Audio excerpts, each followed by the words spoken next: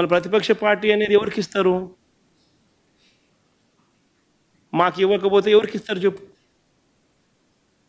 ఉన్న వాళ్ళందరూ మంత్రివర్గంలో మంత్రివర్గ సభ్యులుగా మీరే ఉండరు, మీరే గవర్నమెంట్లో ఉండరు, అంతా మీరే రూలింగ్లో ఉండరు. మీరే ప్రతిపక్ష పాత్ర ఎట్ట పోషిస్తారు స్వామి? నాకు అర్థం కావడంలా. అధికార పార్టీ మీదే, ప్రతిపక్ష పార్టీ మీదే, డబుల్ యాక్షన్ ఇదేమన్నా?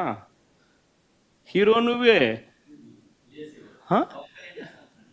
అదే నేను చెప్పే స్వామి, రెండు పాత్రలు డబుల్ యాక్షన్. ఒక పక్క నువ్వే కొడతానంటే ఈ పక్క నేనే కొడతానంటే ఎట్లా కుదురుతుంది స్వామి? అది ఉండేది 20 అసెంబ్లీలో రెండు పార్టీలు ఉన్నాయి. వాళ్ళదంతా కలిపి అధికార కూటమి. ఉన్నోళ్ళంతా ఆ పక్క ఉన్నారు.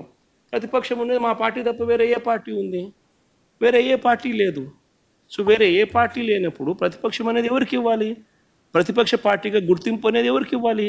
ప్రతిపక్ష పార్టీగా ఉన్న వాళ్ళకి ఇవ్వాలి. సో న్యాచురలీ ఆ పార్టీకి ఎంతమంది అన్నా ఎమ్మెల్యేలు ఉండని స్వామి, వాళ్ళకు లీడర్ అనేవాడు ఉంటాడు కదా. సో ఆ లీడర్ని ఏమంటారు? ప్రతిపక్ష నాయకుడనే అంటారు కదా, వేరే పేరు ఏమన్నా అంటారా? సో ప్రతిపక్ష నాయకుడు అని చెప్పి నువ్వు ఎప్పుడైతే అంటావో అప్పుడు ఏంది, దాని అర్థం ఏంది?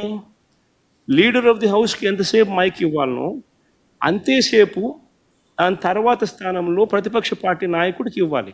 ఎందుకు ఇవ్వాలి? ఇవన్నీ చెప్తాడు కాబట్టి. ఇవన్నీ అవతల ప్రతిపక్ష పార్టీ చెప్పినప్పుడు నువ్వు రిపేర్ చేసుకోవాలి కాబట్టి. అది గవర్నమెంట్ చేయాల్సిన డ్యూటీ కాబట్టి, పని కాబట్టి. కానీ ఇక్కడ ఏం జరుగుతూ ఉంది? నేను చెప్పనివ్వను, నేను ఎవరి స్వరము విననివ్వను, నీకు 5 నిమిషాల కన్నా ఎక్కువ మైక్ ఇవ్వను అని నువ్వే డిక్టములు పాస్ చేస్తూ ఉంటే ఏ రకంగా అసెంబ్లీలో ప్రతిపక్షం అన్నది మాట్లాడగలుగుతుంది, స్వరం ఇవ్వగలుగుతుంది? ఇప్పుడు మీరే అన్నారు 1.5-2 గంటలు పట్టింది సార్ అని. మరి 1.5-2 గంటలు పడుతుంది. మరి ఇవన్నీ నేను మాట్లాడిన మాటల్లో ఏదైనా ఒకటన్నా వేస్ట్ మాట ఏమన్నా ఉందా? బడ్జెట్కి సంబంధించిన డాక్యుమెంట్సే చూపించినాను, బడ్జెట్కి సంబంధించిన అంశాలే ప్రస్తావించినాను. మరి టైం పడుతుంది. మరి ఇంక పట్టుకోకున్నట్టుంటుంది చెప్పు. మరి వినాలా? అవతలోనికి మైక్ ఇస్తేనే కదా నువ్వు అవతలోడు చెప్పగలుగుతాడు. సార్ మీకు ప్రతిపక్ష హోదా అంశానికి సంబంధించి పవన్ కళ్యాణ్ గారు ఒక కామెంట్ చేశారు. వైఎస్ఆర్ కాంగ్రెస్ పార్టీకి వచ్చినటువంటి ఓట్ల శాతాన్ని, సీట్ల శాతాన్ని బట్టి చూస్తే జర్మనీలో అయితేనే వస్తుంది, ఇక్కడ రాదు, ఇక్కడ 5 ఏళ్ళు రావడం కష్టం అని ఒక విమర్శ చేశారు సార్. ఆ మనిషి కార్పొరేటర్కి ఎక్కువ, ఎమ్మెల్యేకి తక్కువ. జీవితకాలంలో ఇప్పుడు ఎమ్మెల్యే ఒకసారి అయినాడు. నిన్న అంబటి రాంబాబు ఇన్ఛార్జ్ కూడా కానీ, సత్తెనపల్లి ఇన్ఛార్జ్ కూడా కానీ, ఒక మాజీ మంత్రి నోటికి ఏదొస్తే అది మాట్లాడటం మనం చూసాం. కూటమి ప్రభుత్వం గురించి మాట్లాడేటువంటి వైసీపీ వాళ్ళు నోటికి ఏమొస్తే అది మాట్లాడుతూ ఉన్నారు. ఇవాళ రాష్ట్రాన్ని రీకన్స్ట్రక్ట్ చేస్తున్నటువంటి ముఖ్యమంత్రి గారు కానీ, పవన్ కళ్యాణ్ గారు కానీ, లోకేష్ బాబు గారు కానీ నిరంతరం ప్రజల కోసం మరి ఆయన చేసే ప్లానింగ్ అంతా ఎప్పటికప్పుడు ప్రెస్ ముందు ఉంచుతూ ఉన్నాం. వైసీపీకి, ఈ నాయకులకి దమ్ముంటే వర్క్ ఫ్రమ్ బంగ్లా కాదు, వర్క్ ఫ్రమ్ బెంగళూరు కాదు, మిమ్మల్ని ఏదైతే మీ కాన్స్టిట్యున్సీ ప్రజలు గెలిపించారో మీరందరూ వచ్చి కూడా అసెంబ్లీలో కూర్చొని మాట్లాడవచ్చు. అసెంబ్లీలో మీరెంతో మేము అంతే. ఎవరైతే ముఖ్యమంత్రి అవ్వాలంటే మెజార్టీ ఉంటుంది, అదేవిధంగా ఫ్లోర్ లీడర్ అవ్వాలంటే, ప్రతిపక్ష నాయకుడు అవ్వాలంటే కూడా రాజ్యాంగంలో ఏది రాసి ఉంటే దాన్ని చేయవలసిన అవసరం ఉంది.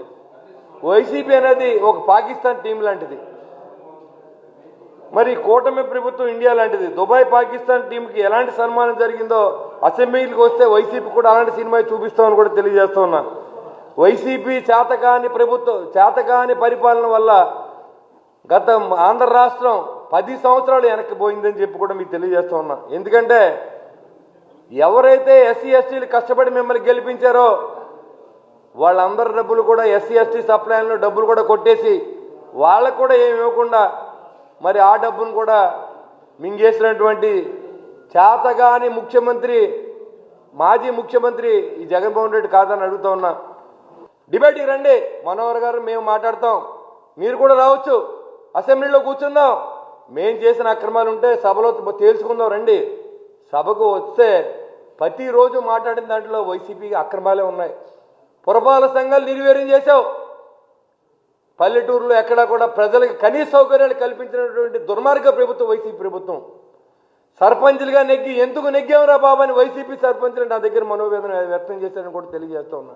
అలాంటి పల్లెటూర్లన్నీ కూడా పవన్ కళ్యాణ్ గారు మళ్ళీ అన్ని పల్లెటూర్లని మళ్ళీ డెవలప్మెంట్ చేసి స్వయం ప్రతిపదికి ఇచ్చి వాళ్ళందరికీ సర్పంచ్లు పవర్ ఇచ్చి వాళ్ళు ఏ పార్టీ వాళ్ళని చూడకుండా 3000 కిలోమీటర్ల రోడ్లు నిర్మించిన ఘనత జనసేన పార్టీకి పవన్ కళ్యాణ్ గారికి దక్కుద్దని తెలియజేస్తూ ఉన్నా. నువ్వు ఆయన పట్టుకుని మీ ఉప ముఖ్యమంత్రి మీ ముఖ్యమంత్రి మాజీ ముఖ్యమంత్రి ఏం మాట్లాడుతూ ఉన్నాడు, కౌన్సిలర్కి ఎక్కువ లేకపోతే ఎమ్మెల్యేకి తక్కువ మళ్ళీ నెగ్గుతాడా అని. అసలు నువ్వు మీ నాన్న ముఖ్యమంత్రి అవ్వకపోతే నువ్వు ఎంపీ అవుతావా? మీ నాన్న రాజకీయాల్లో లేకపోతే నువ్వు ఎంపీ అవుతావా? ఇక్కడ ముగ్గురు ఉన్నాం, మా ముగ్గురులో ఎవరి తల్లిదండ్రులు ఎమ్మెల్యేలు కాదు, ఎంపీలు కాదు, మంత్రులు కాదు. మేము ఎమ్మెల్యేలు అవడానికి ప్రజల్లో ఉండి ప్రజల కష్టాల్లో ఉండి ప్రజలకి కష్టం వచ్చినప్పుడు ఆదుకుంటూ మేము ఈరోజు ఎమ్మెల్యే స్థాయికి ఎదిగామని చెప్పడానికి గ్రేట్గా ఫీల్ అవుతాం మేము. ఎందుకంటే ఇవాళ గెలిచిన తర్వాత కూడా ప్రజల్లో ఉన్నాం, ప్రజల కోసమే పనిచేస్తూ ఉన్నాం, ప్రజలకి ఏం చెప్తే చేస్తూ ఉన్నాం. ఈ డబ్బు ఉందే లేదనకుండా అన్ని అభివృద్ధి పనులు మేము చేస్తూ ఉన్నాం. ఈరోజు మీకు ఏం వస్తే అది మాట్లాడితే ఇది మంచి పద్ధతి కాదు. మీరు కావాలంటే హౌస్కి రండి, హౌస్లో వచ్చి మాట్లాడచ్చు. ఎలాగండి? ఇప్పుడు ఓడిపోయిన తర్వాత మీరు మాజీ ముఖ్యమంత్రి కాబట్టి మళ్ళీ ఇప్పుడు ముఖ్యమంత్రి కూర్చోబెడతారా? ఎమ్మెల్యే గెలిపించారు, శాసనసభలో అడుగు పెట్టేటువంటి పులివెందల ప్రజలకి నువ్వు రుణపడి ఉన్నావు. పులివెందలకి ఇన్ని సంవత్సరాలుగా మీ కుటుంబాన్ని గెలిపిస్తే మీరు ఏం చేశారు?